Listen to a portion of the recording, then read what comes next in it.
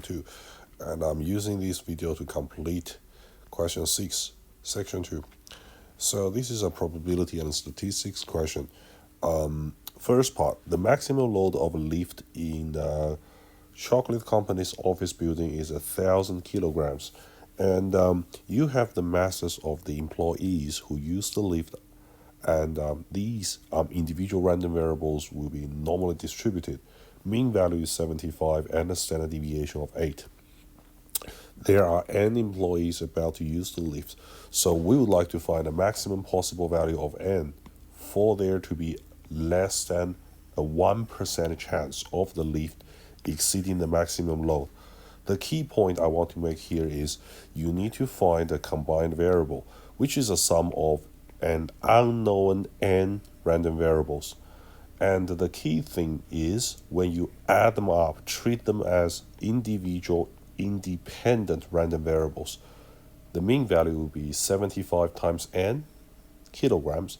But when you calculate the variance, first of all, the question gave you standard deviation. So the variance of each employee will be 64 kilograms squared. And when you sum up n individual random variables, it's not n squared in front of the variance of x. It's actually n lots of variance added together. That's why you get a 64 times n. And so the standard deviation of this combined variable is 8 root n. Now, what you want to see is when you set out a probability statement, m, this combined random variable, greater than 1,000, has a probability less than 0.01. You could either use a standardized approach to find a z-score according to this 0.01, or let's just use a try and error approach. So you can see I set out the norm CDF command, but each time I'm using a particular m value, and I've shown n equals to 11, n equals to 12, n equals to 13, and I calculated the probability. So you can see this number is very small, like 2.129 times 10 to the power minus 11, and this one is 1.54 something times 10 to the power minus 4. And you can see there is an increase in the probability. And then once you get to n equals to 13, then you will see this probability is larger than 0.01. So before you exceed 0.01, you can only take n equals to 12. Therefore, the final answer is n equals to 12 for this question. So when you answer this question, just make sure you list your expected value, your variance or standard deviation, and according to the probability statement, just show a few rounds of iterations and the actual probability values, and then make a conclusion in the context. The second part of the question concerns another employee whose name is Claire. She's lining in the queue to get a hot drink. This is the context. And she has a meeting at 9 a.m. and at 8:52 a.m. she is forced in the queue for a hot drink. In front of her, she has, let's say, 3 other people. Each one needs to, use up a certain amount of time. And the waiting time between hot drinks dispense is negligible. And it takes Claire 0.5 minutes to get from the drink machine to the meeting room. So basically, we only have 8 minutes available. And the total time to dispense 4 drinks, suppose each one just get 1 cup of drink. And also the walking time, 0.5 minutes, should be less than or equal to 8 for her to get to her meeting without being late. And by rearranging this equation or inequation, we will get the total amount of time to dispense 4 drinks will be less than or equal to 7.5 minutes. So that's why we need to use, let's say, C. C is like a normal distribution. Mean value is 2 minutes. The variance is 0.5 squared. And then you define the total time, which is C1 plus C2 plus C3 plus C4. And then you figure out the total mean value, which is 8 minutes.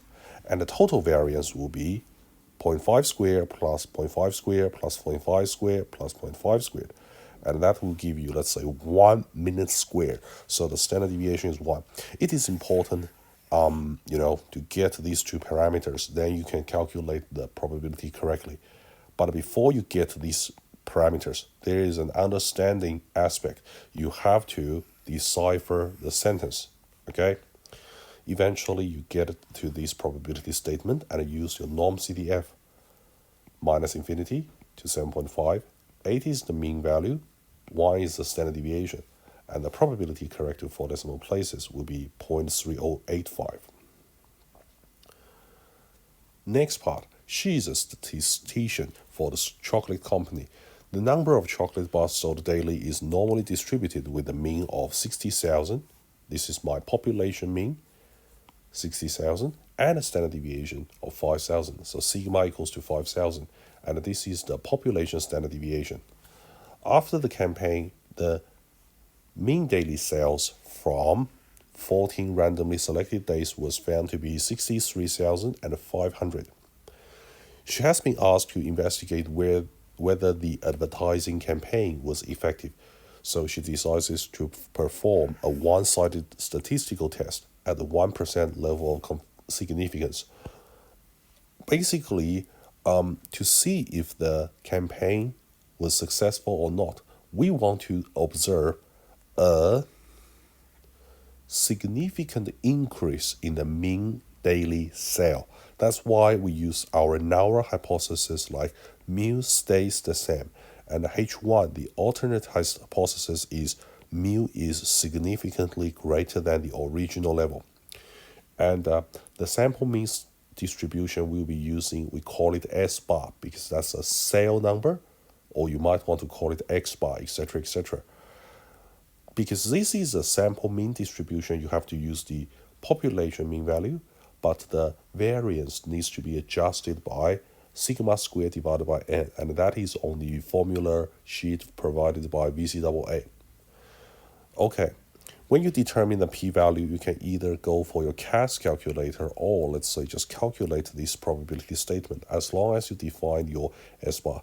So here I would just write down the command if you are using a TI-Inspire, norm CDF, 63500, that is the X bar value, and infinity, upper bound, mean value is 60,000, and the last thing you fill in is 5,000 divided by square root of 14.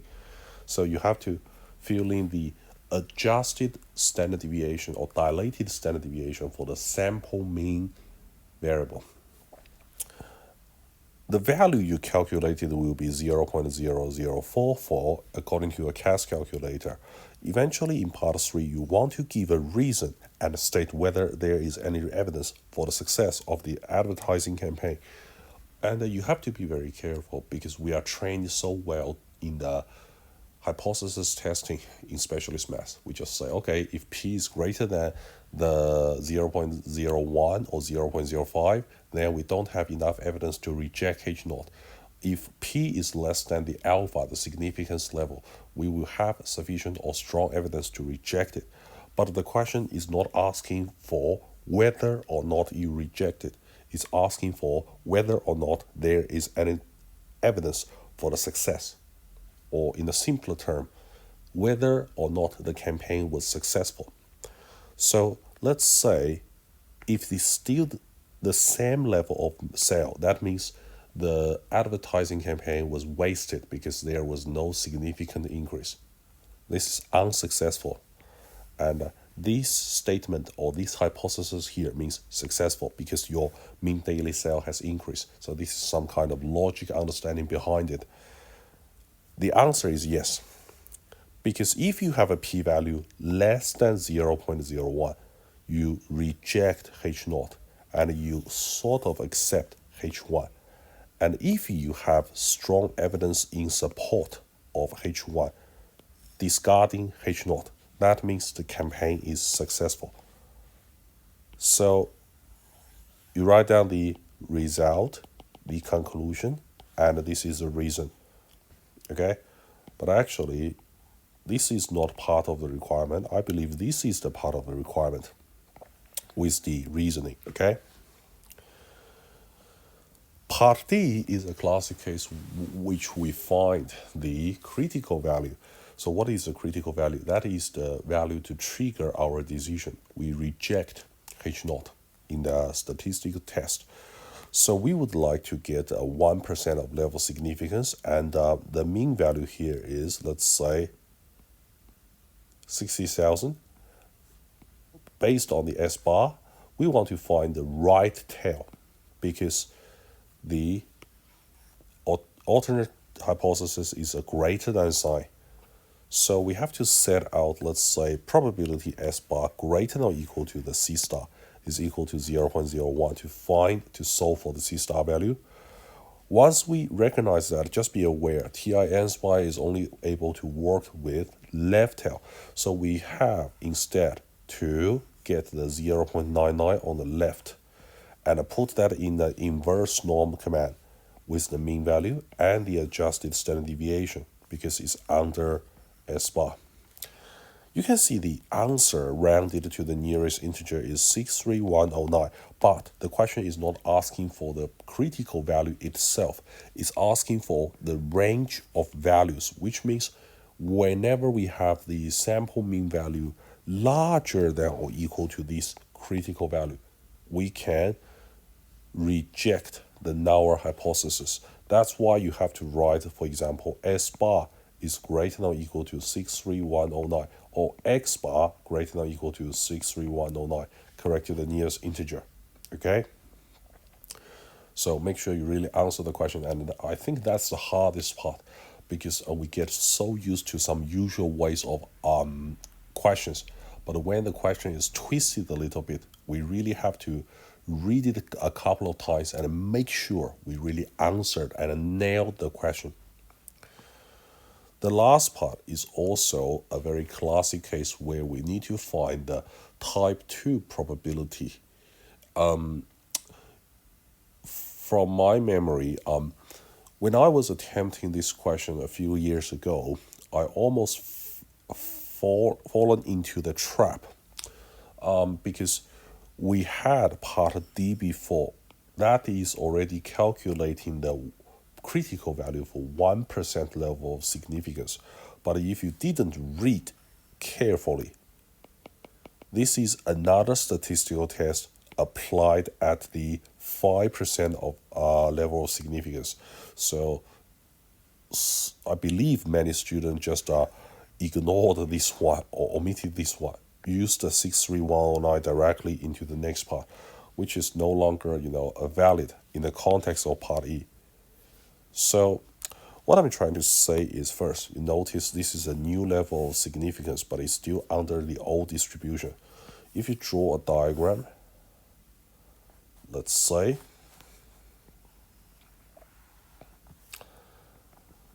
this is 60000, okay?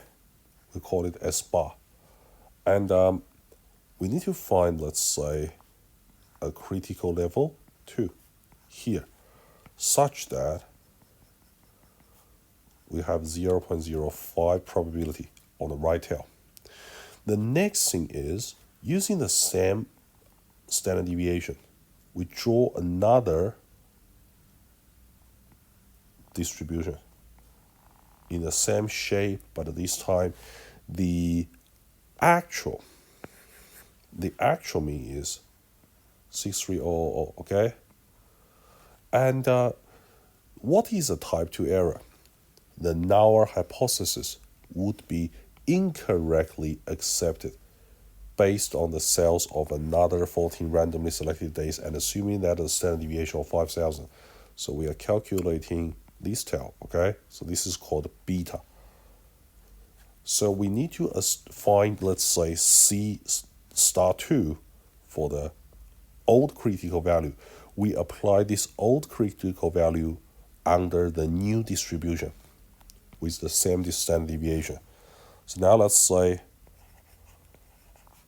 old distribution,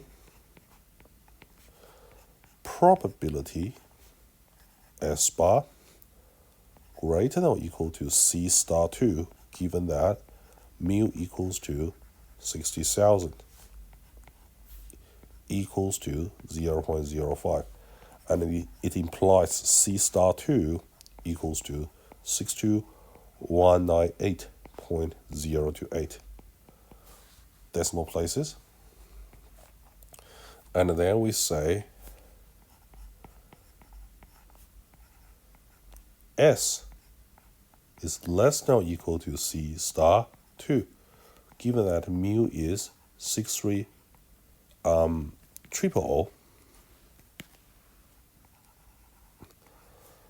This is my type 2 error probability. And that is, according to the norm CDF command here, minus infinity to this value, C star, under the new mean and the same sample mean standard deviation. So you get 0.274206. And the question wants us to round to 3 decimal places. So we round it to 0.274. And that is the answer to this question. So I think this question 6 on 2021 Specialist Maths Exam 2 is a classic one. And if you are also preparing for your end of year Specialist Maths Exam, I believe you should put this question in your bound reference somewhere under the probability and statistics section. And it gives you a good reference. Because so far VCAA only assessed, let's say, the type 1 and type 2 errors for one tail. But at some stage, if they assess, let's say, a two-tail case for the type 1 and type 2 probability, you could have a good reference. Just remember, it's the opposite way, okay? It's the opposite way in the inequality under a new distribution. Alright, I'm going to stop here. Hopefully you find this one helpful at some stage in future. I'll see you later. Bye-bye.